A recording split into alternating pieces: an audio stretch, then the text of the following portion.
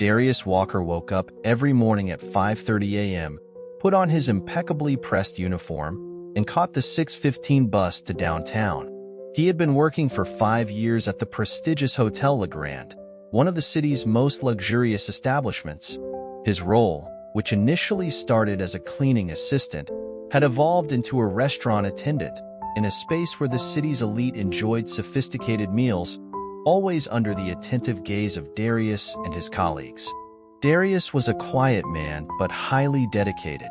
At 35, he knew his life wasn't easy. Coming from a low-income neighborhood, he had fought to secure a stable position at the hotel. He understood that as a black man, his ascent would always be more challenging, but that had never stopped him from trying. His mother always told him, "Work hard and do the right thing, and success will come, Darius." He believed that, even when obstacles seemed insurmountable. That Wednesday morning, the restaurant was especially busy. A business conference was being held at the hotel, and international magnates were staying there, filling the room with hushed conversations about investments and partnerships. As always, Darius performed his duties with precision. He observed every detail, ensuring that the clients received the best experience possible. That's when he heard the scream. The scream came from a woman sitting at a table near the window. It was a scream of terror, of desperation. Everyone in the room immediately turned to the scene. A child, no more than a 2-year-old, was choking, struggling to breathe. The mother frantically tried to help, but panic paralyzed her. The father, stunned, kept repeating, "Someone help! For God's sake, help!" Without hesitation, Darius dropped the tray he was holding and rushed to the table. He wasn't a doctor, but he knew enough about first aid to recognize the severity of the situation. With a calmness that did not reflect the urgency of the moment, he took the baby in his arms and began the infant Heimlich maneuver. Seconds felt like eternity, and the entire room fell into absolute silence. Then, finally, the object lodged in the baby's throat was expelled, and the child began breathing again. The crying, initially of anguish, turned into a sound of relief. The mother, in tears, kept thanking him incessantly, while everyone in the restaurant applauded. Darius, still holding the baby in his arms, simply smiled, knowing he had done the right thing. Later that day, Darius was called into the manager's office, Mr. Alan Taylor. Alan was a middle-aged man, always impeccably dressed, with an air of superiority that he made sure to display. He looked at Darius with a stern expression, showing no sign of empathy for what had happened just hours earlier. "Walker, I need to talk to you about the incident this morning," said Alan, crossing his arms. Darius, not understanding the reason for the formal tone, responded politely, "Yes, Mr. Taylor. Of course." Alan sighed deeply before continuing. "You acted recklessly. You abandoned your post and disrupted the service in the restaurant, causing inconvenience to other clients." I was just trying to save the baby, sir," Darius replied, surprised. "The child was choking. I couldn't just ignore it." Alan shook his head. "I'm not saying what you did was wrong, but we have a service standard to maintain here. We can't allow employees to make decisions on their own without proper authorization. I'm sorry to say, but because of your inappropriate conduct, you are being dismissed." Darius was stunned. He could hardly believe what he was hearing. Fired for saving a life? It was surreal. His thoughts scrambled, but all he could manage to say was, "Fired? For saving a life? This is not up for discussion, Walker. It's a matter of procedure." Darius left the office in silence, feeling the weight of injustice on his shoulders. What would he do now? How would he explain this to his family?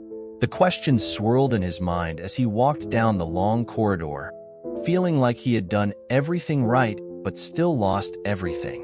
The next day, Darius's story spread around the hotel. Some employees whispered about the absurdity of his dismissal, while others remained indifferent, preferring not to get involved. But the turning point came when one of the clients who had been present during the incident, a woman influential on social media, decided to share the story online. Within hours, the video of Darius saving the baby went viral, accompanied by an outraged caption denouncing the injustice of his firing. The video was shared thousands of times. People furiously commented on how Darius had been treated, and soon the matter took on a much larger scale than the hotel had anticipated. It was no longer just an internal issue, it was a public matter. Darius Walker's name was in the newspapers, on blogs, and across social media. Hotel Legrand, which had always prided itself on its impeccable reputation, was now facing an unprecedented public relations crisis. Protests began to emerge in front of the building, with groups demanding Darius's reinstatement and denouncing what they considered a clear case of structural racism. That night, while watching television in his small living room, Darius saw a news report about himself. It was strange watching his own story being debated by strangers, but something inside him knew this wasn't just about his job. It was bigger, much bigger. He knew he had done the right thing, but would that be enough to change what was coming? The rain fell incessantly outside as Darius stared at the screen of his phone in silence.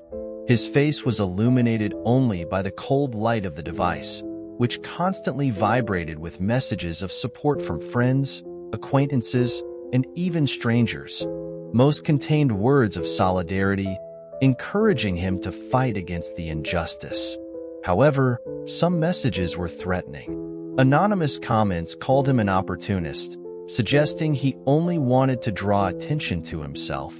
Darius was used to invisibility, to the silent weight of his existence as a black man who always had to tread carefully to avoid being seen as a threat. Now, without asking for it, he was at the center of a storm, and it terrified him. He wasn't one to seek out conflict. He had grown up in a simple family, where the focus was always on surviving and staying out of trouble. But Alan Taylor's decision, the sudden and unjust firing, had stirred something deep within him. Now, it wasn't just about a lost job. It was about dignity, about who had the right to be heard, to be respected. Across the city, in the luxurious office of the owner of Hotel Legrand, Mr. Raymond Harper watched the same report that Darius had seen. Harper was a man who had inherited the hospitality empire from his family, and he had always been extremely protective of the hotel's public image. He viewed with disdain how the story was being handled by the media. This was a public relations disaster, a bomb that could destroy years of meticulously built reputation. His phone rang, interrupting his thoughts. "Harper," he answered, impatiently. On the other end of the line was a firm and familiar voice. John Pearson, his legal advisor. "Raymond, I'm sure you've seen what's going on. We have a problem," John began. "Walker's dismissal. It's being interpreted as an act of racism. If we don't resolve this, the hotel could face a national-scale boycott." Harper took a deep breath. He knew John was right. The pressure was mounting. It was time to reconsider. As the hotel's PR team struggled to contain the tide of criticism, the movement around Darius gained more momentum. The local media began covering the protests outside the hotel, which grew in size and intensity. Among the demonstrators, many voices shouted for justice, for equal treatment. Flags with phrases like, "Racism won't be tolerated," and "Darius saved a life. The hotel ruined his," waved in the wind. Among the protesters, one woman in particular stood out. Her name was Lisa Carmichael, an activist known for her work in civil rights movements. She was deeply moved by Darius's story, not only by what he had done, but by what his dismissal represented, a reflection of the ongoing struggles Black people faced in the workforce. To Lisa, Darius's story wasn't an isolated incident. It was a clear example of how prejudice permeated institutions, often disguised under the veil of procedures. She stepped onto a wooden box and began to speak, her voice echoing among the protesters. Today we're here not just for Darius Walker, but for everyone who has been silenced by systems that fail to recognize the value of their lives. She gestured passionately, her tone filled with emotion. He wasn't fired for breaking rules. He was fired because, to them, the life of a black man is less valuable than the comfort of their wealthy clients. The crowd erupted into applause, and Lisa's voice fueled the movement with even more strength. Social media was flooded with hashtags demanding justice for Darius, and every day seemed to bring more allies to his cause. Darius watched it all with a mix of gratitude and discomfort. He appreciated the support, but he feared the consequences. Would he be able to face what was coming? What if the hotel decided to fight back, tarnishing his reputation even further? He didn't want to be a martyr, but he couldn't ignore what was happening either. On the other side of town, Raymond Harper knew he was cornered. He had never imagined that a simple dismissal would turn into a crisis of this magnitude. His lawyers and crisis management experts had already told him what he needed to hear. It was time to back down. But that wouldn't be enough. He needed to go beyond just reinstating Darius. He had to turn the situation around, showing the public that the hotel was willing to correct its mistakes, and perhaps even come out as a hero. That's when he made his decision. He would call Darius back with a tempting offer. The next afternoon, Darius received an unexpected phone call. It was Harper himself. "Mr. Walker, this is Raymond Harper, owner of Hotel LeGrand. I'd like to meet with you in person to discuss what happened. I think it's time to set things right." The magnate's voice was calm, almost paternal. Darius was surprised by the direct contact, but accepted the invitation. Deep down, he knew this wasn't just about setting things right. The hotel was desperate to salvage its reputation. They scheduled the meeting for the next day at a neutral restaurant, far from the hotel's headquarters, to avoid media attention. When Darius arrived, Harper greeted him with a firm handshake and a rehearsed smile. They sat at a reserved table in the back, surrounded by an uncomfortable silence. "First, let me start by saying how sorry I am for what happened," Harper began, adopting a conciliatory tone. "It was a terrible misunderstanding, and I can assure you that Alan Taylor acted impulsively. He didn't represent the hotel's position correctly." Darius remained silent, allowing Harper to continue. "I'm here to offer you your job back, but not just that. I want to promote you to assistant manager of the restaurant. It's a prestigious position, with a higher salary and benefits. Additionally, I want you to lead an internal committee on diversity and inclusion at the hotel. What do you think?" It was a tempting offer, almost surreal. The Darius who had worked hard for 5 years at that hotel could never have dreamed of such an opportunity. But now, looking at Harper, he wondered if this was really about making amends or just a strategic move to calm the storm. Suspicion lingered in his mind. "And what about Alan Taylor?" Darius asked, his eyes fixed on Harper's face. The hotel owner hesitated for a moment before responding. "Alan has been appropriately reprimanded. He will be relocated to another unit, far from direct management of employees. We don't want this kind of situation here anymore." Darius sighed, feeling that there was much more at play than he could fully understand at that moment. Accepting the offer could change his life, but at what cost? When Darius left the meeting with Harper, he felt overwhelmed by thoughts. The offer was generous, but he couldn't shake the bitter taste of the situation. Upon returning home, he met with his sister, Vanessa, a lawyer and one of the most clear-headed people he knew. He told her about the offer and the details of the conversation. Vanessa listened carefully, and when Darius finished, she looked him in the eye and said, "Darius, that promotion sounds good, but don't fool yourself. They're just trying to clean up their own image. And when the dust settles, you'll still be the same employee they fired without hesitation. Are you willing to live with that?" The question echoed in Darius's mind. He would spend the entire night awake, pondering what he should do.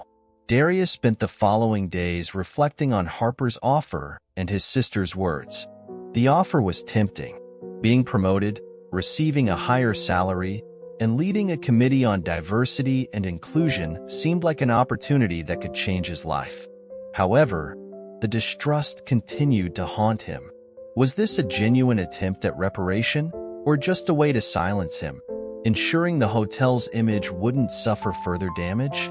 The protests continued outside the hotel, and the pressure on social media only increased. Lisa Carmichael, the activist who had become somewhat of a spokesperson for the cause, reached out to Darius to discuss his options. They met at a cafe in the city center. "Darius, I understand that this offer seems tempting, but you need to ask yourself, is this really going to change anything within the system? Or are they just using you as a symbol to silence the critics?" Lisa asked as she absent-mindedly stirred her cup of coffee. Darius nodded, considering her words. "I want to make a difference, Lisa, but I don't want to be a pawn in their game. If I accept this promotion, am I selling out?" Lisa smiled gently. "Only you can answer that. What do you truly want? Do you want to fight for something bigger, for justice? Or do you want to ensure your own personal stability? Neither answer is wrong, but you need to do what feels right in your heart." Lisa's words resonated in his mind. The dilemma was deep, and the answer seemed further away with each passing moment. That night, Darius sat at his small dining table with a notebook in front of him, trying to weigh the pros and cons of each decision. Finally, he reached a conclusion. The next morning, Darius scheduled another meeting with Raymond Harper, this time at the hotel's premises. When he arrived, the atmosphere was completely different. There were no smiles or friendly handshakes. Harper, sitting behind his desk, observed Darius with a more cautious look. "Mr. Walker," Harper began in a formal tone, "I'm glad you decided to come here. I hope you've given our offer careful consideration." Darius calmly sat in the chair across from Harper, his hands resting on his lap, but his eyes fixed on the man in front of him. "I've considered it, Mr. Harper, and I've made my decision," Darius said, his voice firm yet controlled. Harper leaned forward, expecting to hear the acceptance of the promotion. He was already beginning to think about the next steps: a press conference, a public statement, a photo with Darius to prove that the hotel was on the right path. "I cannot accept your offer," Darius said, cutting through the silence with a clarity that made the air in the office feel heavier. The hotel owner blinked, surprised. "What?" Harper asked, trying to hide the shock in his voice. "But, Darius, this is an opportunity for you, for your career. We're willing to correct the mistake. Why would you refuse?"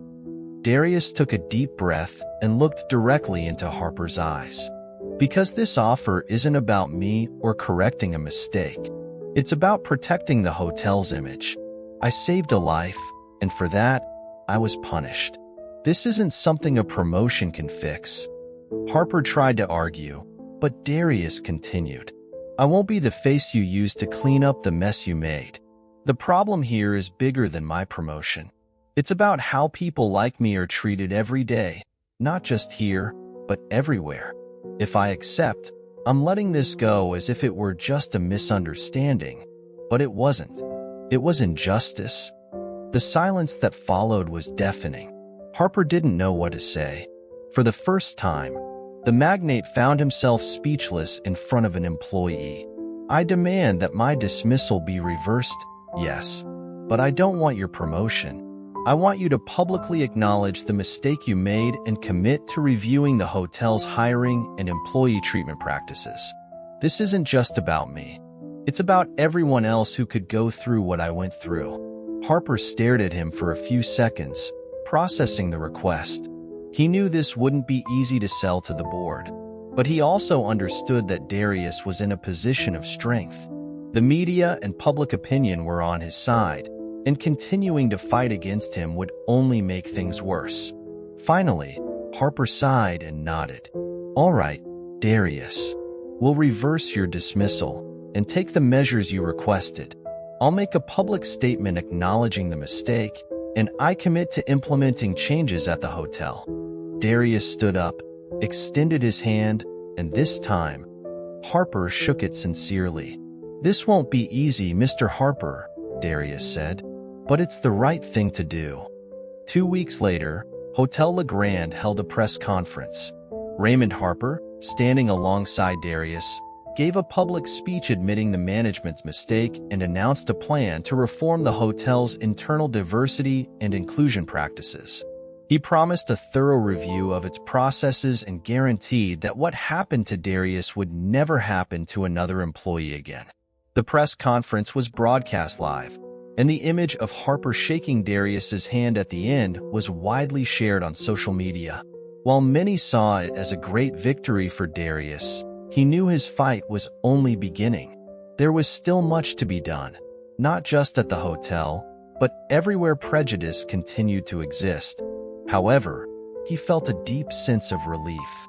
As tempting as the promotion offer had been, he knew he had made the right choice.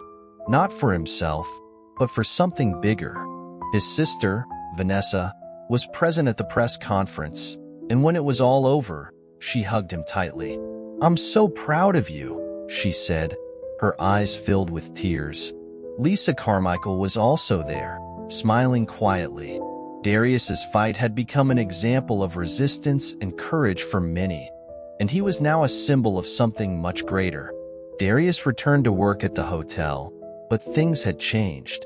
He was no longer just an attendant. He was respected, not for his position, but for his stance and integrity. The change was just beginning, but he knew that by choosing the harder path, he had won a victory far greater than any promotion could bring.